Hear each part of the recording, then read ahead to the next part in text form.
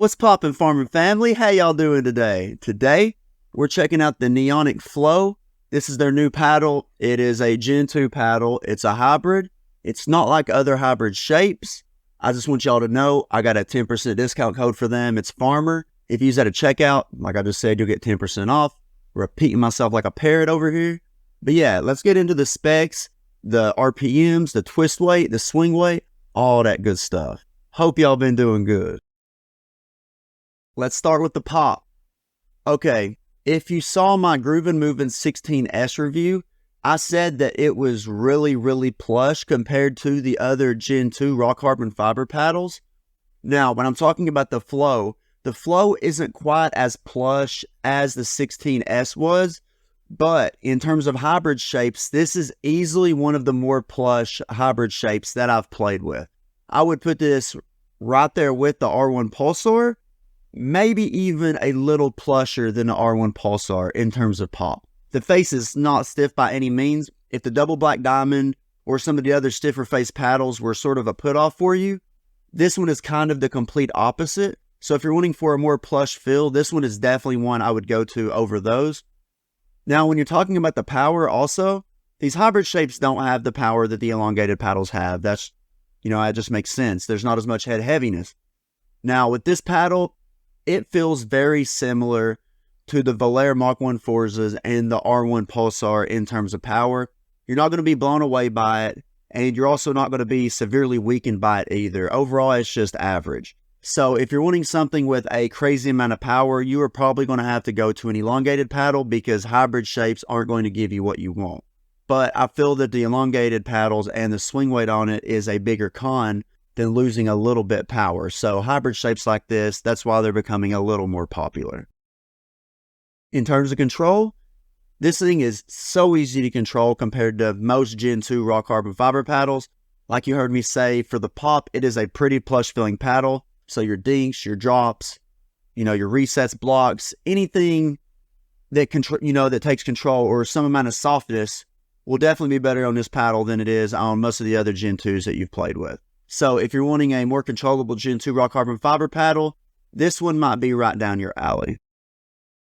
When it comes to the spin, this thing gets crazy good spin. My RPM numbers were 1937, which puts this in the top 3, if I'm not mistaken, in terms of RPM out of all the paddles I've tested. I think I'm up to 8 or 9 paddles tested so far, so it's better than some of the other ones. I'm going to have them listed here on the screen, so you can just check it out for yourself, but just know that this thing gets crazy good spin numbers, just not quite as high as the Volair Mach 2 Forza 14 and 16 millimeter. The overall swing weight on mine was 114.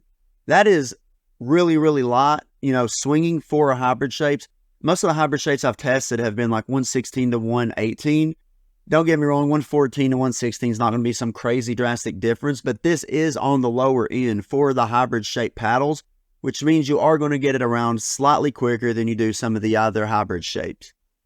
Now, when it comes to the overall weight of this paddle, it was 8.1 ounces. As y'all know, I don't really care much about the overall weight. I focus on swing weight, twist weight, and RPM numbers more than I do overall weight. At this point, overall weight, I'm just throwing it out there because it's another stat for people who are interested in it. The twist weight on this paddle is 6.6, literally in line with all the other hybrid shapes. If you're wanting something with above average twist weight, this one and most other hybrids will sort of fit that bill. 6.5 is considered average, so this is definitely above it. Never noticed it twisting in my hands, not a single time playing with it. And when it comes to the sweet spot on this thing was pretty good. Now, unless you're hitting it out at the far edges, you're going to see the ball come off the face pretty consistently, hitting the sweet spot.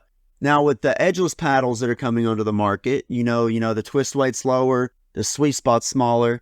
This one has an edge guard. Thank goodness. I'm not a big fan of the edgeless paddles. So yeah, sweet spot, this thing has a really good sweet spot. You're not going to complain about it. You're not going to complain about the swing weight. You're not going to complain about the RPMs. All the numbers on this paddle look really good. When it comes to the price of this paddle, it is $130 compared to other paddles that are dropping $200+ paddles for the same materials. It's easily worth the money. You get a good swing weight, you get a good twist weight, it's got really good RPMs. I don't really see any drawbacks to this at all. It has a big enough handle for two-hand backhand without putting your finger on the back of it, or at least without me putting my finger on the back of it. But yeah, if you're looking for a paddle that's more controllable for Gen 2, this is definitely it. So it's definitely worth the value for your money.